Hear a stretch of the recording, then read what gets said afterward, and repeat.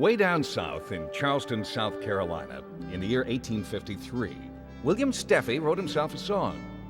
The song was a hymn that Steffi just knew would live forever and immortalize him. The fact is, it did have a little success, but only as a camp meeting song. It was referred to by the evangelists of the time as a good shouter, but it was soon lost in obscurity. Old Steffi titled his song Canaan's Happy Shore, and it went something like this.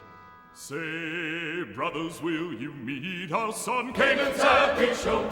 Say, brothers, will you meet us on Canaan's happy shore? Say, brothers, will you meet us on Canaan's happy shore? To watch the Jordan roll. Say, brothers, will you meet us on Canaan's happy shore? Say, brothers, will you meet us on Canaan's happy shore? Say, brothers, will you meet us on Canaan's happy shore? To watch the Jordan roll.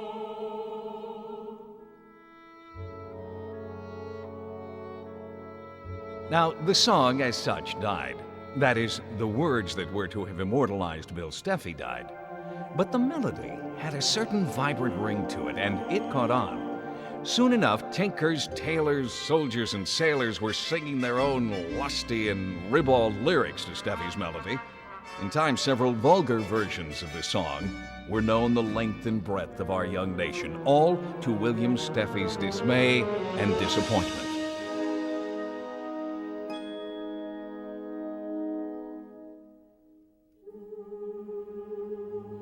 In his effort to glorify his God, he had created what he called an instrument that bass men use in an opposite effect. He thought he'd been a dismal failure.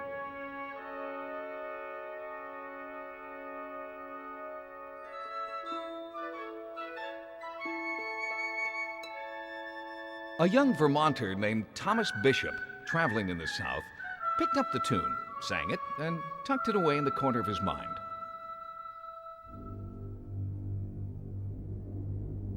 Later on, when war clouds began to gather and darken over our young land, he hurried back home and in a burst of patriotism joined the Massachusetts Infantry Battalion, stationed at Fort Ward at Boston Harbor. Not long after Tom joined up, the fanatic abolitionist John Brown made his incredible attack on Harper's Ferry in 1859. The deed and its cause so affected Tom Bishop that he decided he would attempt to dramatize it in song.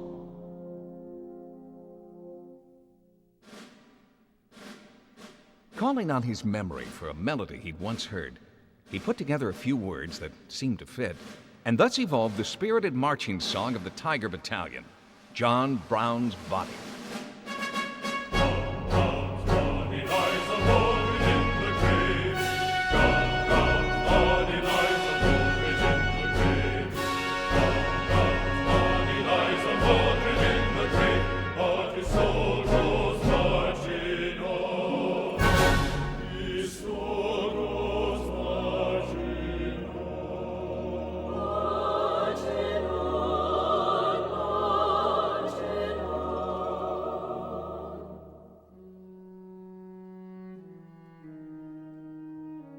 So, old Steffi's tune was born again, but probably disappointed him even further.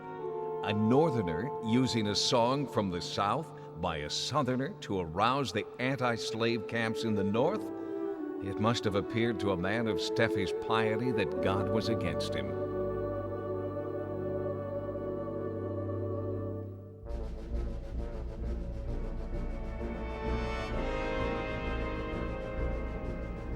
The war of brother against brother soon broke out in full fury, and the gray-clad rebels were soon streaming at the very gates of the nation's capital.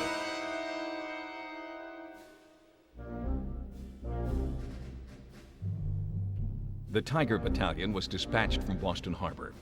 Early one morning in 1862, they disembarked from troop trains in Washington and were soon on the march to the front in defense of the capital city. It was a dismal, dreary day. A steady, light rain fell as the troops marched through the wet streets, dampening their spirits as well as their powder. As marching soldiers are wont to do, even under the severest conditions, they broke into their marching song, filling the air with a crescendo of sound. Like most soldiers, they created some words of their own for old Steffi's melody. Crass, filthy words that were as offensive as any of the earlier ribald versions. As they passed the Capitol steps, 3 figures stood silhouetted in the fog. Embarrassed by the lewd words, the one in the middle, a woman, turned to one of the men beside her and said painfully, "Why is it that young men must go forth to die with such obscenities on their lips, and filth is their battle hymn?" The man next to her, tall, gaunt, and broodingly somber in his stovepipe hat, leaned down to her and answered in his characteristic and compassionate way, "Well, why don't you do something about it?" The sudden and stark challenge stirred her, and as their eyes and minds met at that moment, she whispered, "With God's help, I will." Late that night, by flickering candlelight, Julia Ward Howe stared at a stark blank paper. The guns of 2 great armies testifying of death and destruction penetrated her being and pounded as sledges of hatred at her mind. Perhaps her thoughts related that night to another time and another besieged city. Perhaps she thought of Jericho and of God's prevailing victory. Whatever her thoughts, God inspired her that night. She picked up her quill pen, and the dark ink began to fill the white paper with words. Finally, the right words to Old Bill Steffi's melody.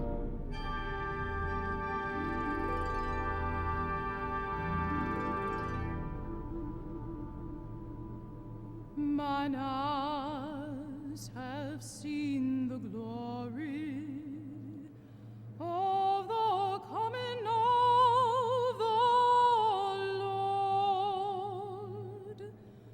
He is trampling out the vintage where the grapes of wrath are stored.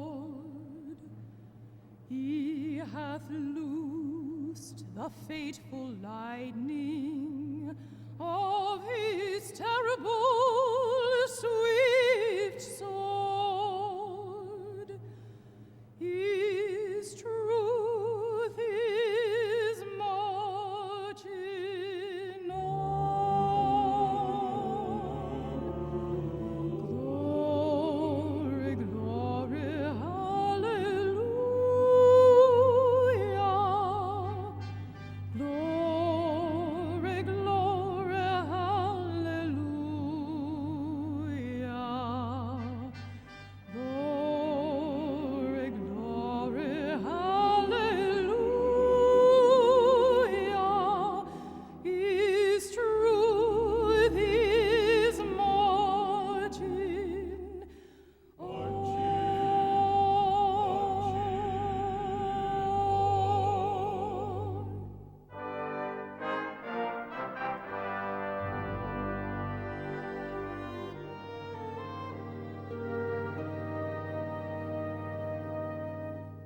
In the beauty of the lilies, Christ was born across the sea, with all glory in his bosom that transfigures you and me, as he died.